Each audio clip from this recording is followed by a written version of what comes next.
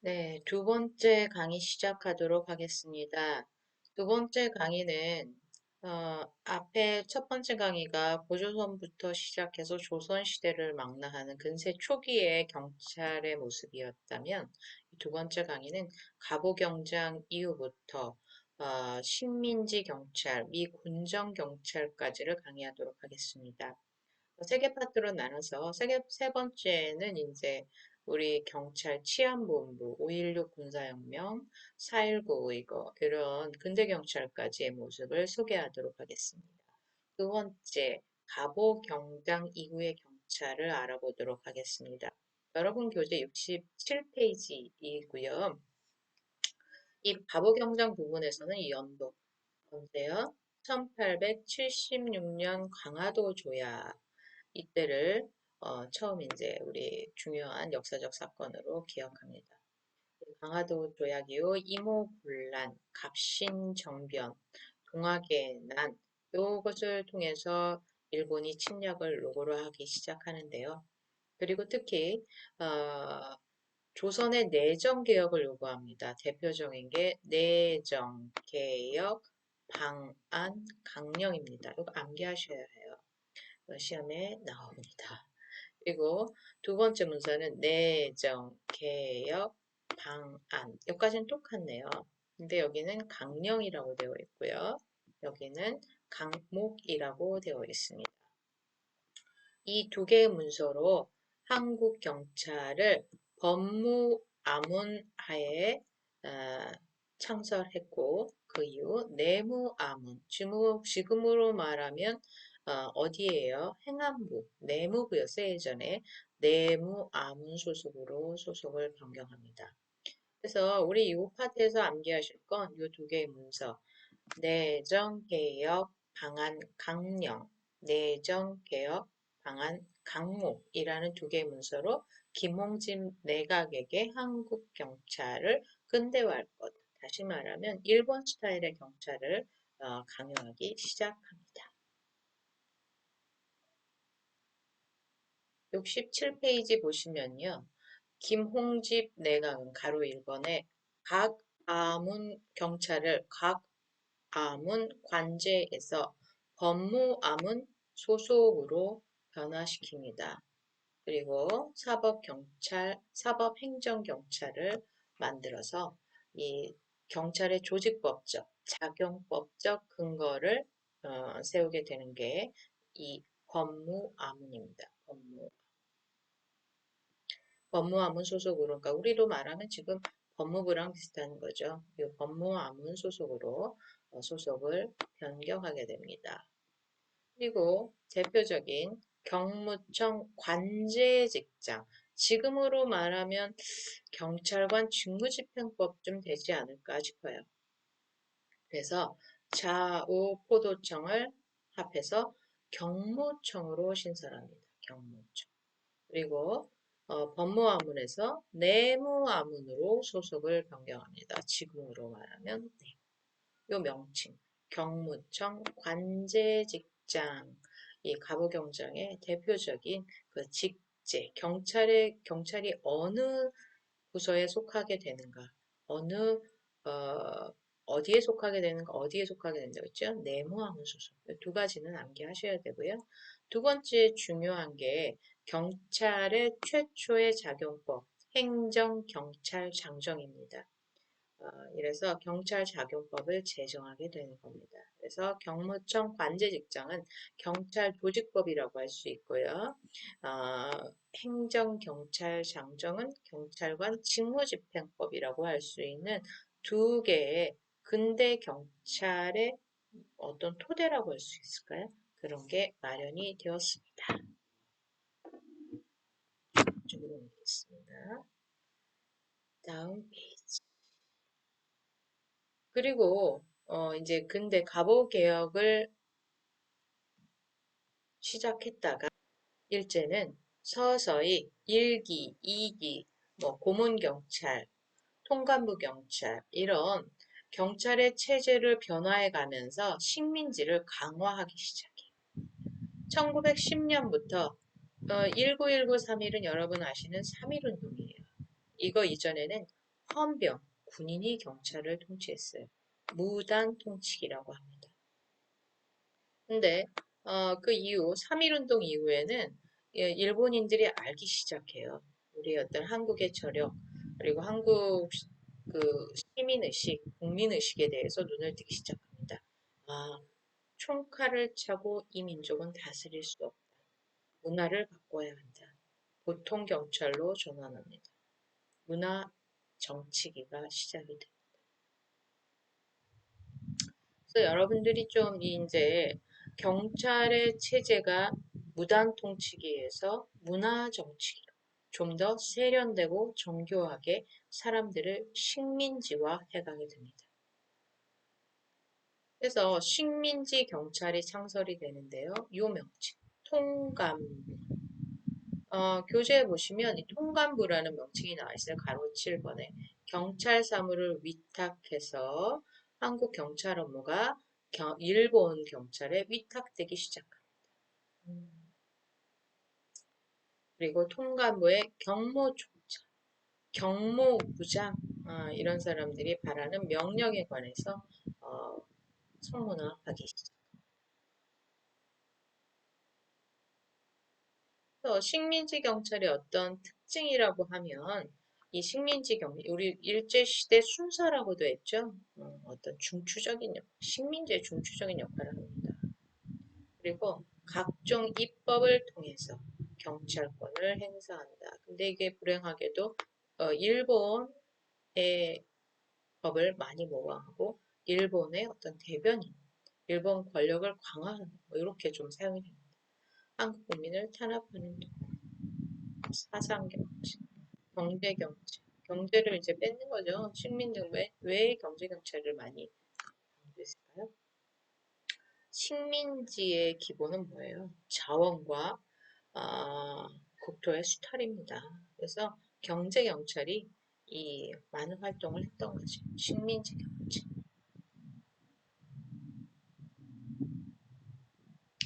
그다음 68페이지 가시면 경찰 사무가 어떻게 일본 경찰로 넘어갔느냐가 굵은 것이 2번에 좀 나와 있어요. 경찰 사무에 관한 취급서. 그 다음 한일 협정. 한국 경찰의 사법, 사무에 대해서 위탁하는 각서가 만들어집니다. 이렇게 식민지 경찰은 경부에서 경시청에서 통감부 체제로 체제도 바뀌어가지만 그 사무마저도 위탁이라는 명칭하에서 일본 경찰로 여러분이 여기서 3.1운동 이전과 이후 고문경찰 그리고 보통경찰, 무단통치 이런 말들을 좀 기억하셔야 한국 경찰이 이렇게 자기의 어떤 본연의 업무 대신 오히려 한국 국민을 억압하는 수단으로 이용되었구나. 이런 역사적 슬픈 역사를 좀 기억하시고 69페이지에 3절 일제 강점기의 경찰이 나와 있습니다. 뭐 헌병경찰, 보통경찰 이런 거 한번 좀 차분히 읽어봐 주시고요. 70페이지 4절 미 군정 시기의 경찰로 넘어가도록 하겠습니다. 이제는 우리 지금 많은 경찰 체제가 사실은 미국 스타일의 경찰, 영미법계 경찰이 많이 들어와 있어요. 그 영향권 내에 들어간 게 이 1945년 일본 식민지로부터 독립한 후에 미국의 군정하에 들어가게 됩니다. 그래서 경찰 행정권이 도지사 권한에 있었는데 이제 분리되기 시작했어요. 이 군정 법령에 의해서 한국 경찰의 조직이 변화하게 이 군정 경찰에서는 미국 스타일, 현재 미국 스타일의 경찰이 많이 나타나기 시작해요. 미국은 이렇거든요. 자치 경찰이기 때문에 각종 위생, 경제 이런 건 뭐 재무부에서 하겠고요. 소방부서가 따로 있고요. 허가권, 그리고 이때 독자적 수사권 행사 외에 영미법계의 자치경찰 하에서는 수사권이 어디에 있다? 경찰에 있다. 그래서 독자적 수사권을 행사합니다. 그리고 이 정치의 예속화, 이 말이 왜 민주주의인데 정치의 예속화되죠? 미국의 경찰은 선거를 통해서 경찰서장을 뽑아요. 그래서 정치와 무관할 수 없습니다. 자치라는 말 의미 자체가 시민을 의식하는 거예요. 시민의 요구에 따라서. 그래서 국가경찰과 자치경찰의 그 가장 큰 차이는 어떻게 본다? 어떻게 보면 정치적이냐, 정치적 중립이냐라고 할 수 있어요. 국가경찰이 정치적이지 않나요? 국가 권력에 더 친하지 않나요? 이렇게 생각할 수도 있지만 정치라는 우리가 그동안의 정치가 어, 어떤 국가 권력의 대부 정권의 중심을 줬기 때문에 그렇게 이해하시는 것이고 원래 정치는 민주주의 서양의 시각으로 봤을 때 민주주의인 거예요. 시민이 주인이 되는. 그렇기 때문에 정치에 예속화된다는 게 별로 나쁘지가 않은 거예요. 왜? 그 궁극의 목적이 시민을 위하는 것이기 때문에. 예, 그래서 이런 현재의 미국 경찰의 특징이 군정 경찰에 들어오기 시작. 예, 그야말로 경찰 기능의 재정비가 이루어지는 거죠. 경찰 본연의 수사권 외에는 모든 업무는 이관되기 시작합니다. 네, 그래서 여러분 교재에 나와 있는 미 군정식의 경찰을 좀 다시 보시면 좋겠고요. 70페이지 가로 1번에 보시면 비경찰. 아까 여기 보시면 각종 업무가 이관되잖아요. 이게 비경찰화라는 단어로 취약할 수 있습니다. 그리고 71페이지 보시면 치안 입법, 정치경찰 처벌법, 치안유지법 이런 여러 가지 특별법들이 제정되는 시기입니다. 그리고 중앙경찰위원회가 경찰의 민주화의 어떤 보조장치로, 보조도구로 활용되기 시작합니다. 이런 미 군정을 거쳐서 우리 1948년부터 정부가 수립되기 시작하죠. 이때부터 치안국 시대예요. 1948년 과도 정부가 수립됩니다. 이 내무부로 이제 들어가는 거예요. 내무부 산하 명칭은 치안국입니다. 제가 대학을 졸업했을 때는 치안본부였어요. 치안국으로 경무, 보안, 경제, 사찰, 수사, 지도, 감시, 통제 그리고 여자 경찰이 만들어집니다. 1948년. 그래서 지금 여경의 역사는 70여 년으로 잡고 있는 거죠. 그리고 국립경찰전문학교가 있었어요. 시도에 경찰학교가 있었습니다. 지금으로 말하면 경찰 인재개발원 그리고 여러분이 가는 어디요? 중앙경찰학교. 예, 이게 교육기관으로 치안국 시대에 만들어졌습니다. 교재 보시면 71페이지에 정부 수립 후 자주적 입장에서 경찰을 운영하기 시작했다. 그 이후에 4.19 혁명이 일어납니다. 여러분 4.19 혁명 뭐죠? 유신헌법 반대. 예. 시민들이 주체가 되는 거죠. 경찰의 부정선거 개입에 대해서 데모가 시작됩니다. 반민주 경찰관이 정리되겠죠. 그리고 경찰의 중립화를 시도합니다. 4.19 혁명 후 국회와 정부가 권력으로부터 중립화 이 사진 보시면 61년인데요. 추석하기 시작합니다. 학생들이. 그다음 민족 자주통일 쿠데타군을 지휘한 박정희 대통령 차지철 대위 유명한 사람들이죠. 제3공화국, 제2공화국 이렇게 이때 전경이 세워집니다. 전투경찰 때죠. 군인 출신 그래서 4.19까지 어찌 보면 경찰의 어떤 정치적 중립이 많이 무너졌던 시대예요.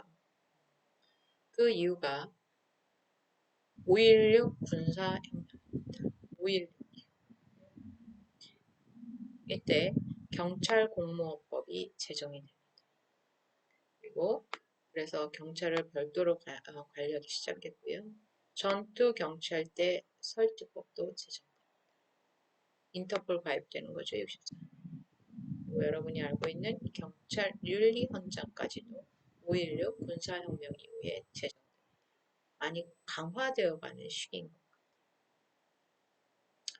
전투 경찰 주로 무장 공비, 토벌 이런 거에 앞섰습니다. 무장 공비, 경찰. 군인인지 경찰인지 하는 일은 군인으로 군인인데 군인에 소속되면서 뭐 경찰의 일을 하기도 하고 좀 애매해요. 사실은 공비 토벌 이런 건 군인의 역할인데 경부고속도로 최신형 이때는 머리가 길면 이렇게 깎았어요. 우리랑 시대가 많이 다르죠. 치마 단속에 뜹니다. 예, 그래서 여기까지 해서 우리 어떤 한국 경찰의 근대화로 넘어오는 과도기적인 4.16 혁명, 5.16 군사혁명, 4.19 이거 5.16 군사혁명을 거치면서 경찰은 정치적 중립을 이뤄나갑니다. 일제를 거치고 미군정을 거치고 4.19를 거치고 5.16을 거치면서 한국 경찰은 지금도 변화하고 있어요. 네, 지금도 변화하고 있는데 이제 드디어 본격적으로 경찰이 자리를 잡아갑니다. 치안본부 시대. 저는 이때 이제 80년, 91년 이때 치안본부 시절에 경찰을 시작했어요. 상당히 오래됐죠. 여러분은 경찰 정치대 있으면. 그래서 그거 조금 또 쉬었다가 치안본부 시대부터 21세기 경찰을 한 15분 정도에서 한국 경찰사를 마무리하도록 하겠습니다.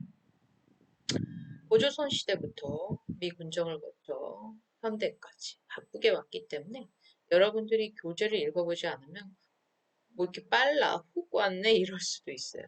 그래서 꼭 교재를 읽어보시고 뒤에 있는 기출문제를 읽어보신 후에 여러 개 되신 분들은 다시 한번 교재 꼼꼼히 정리하시면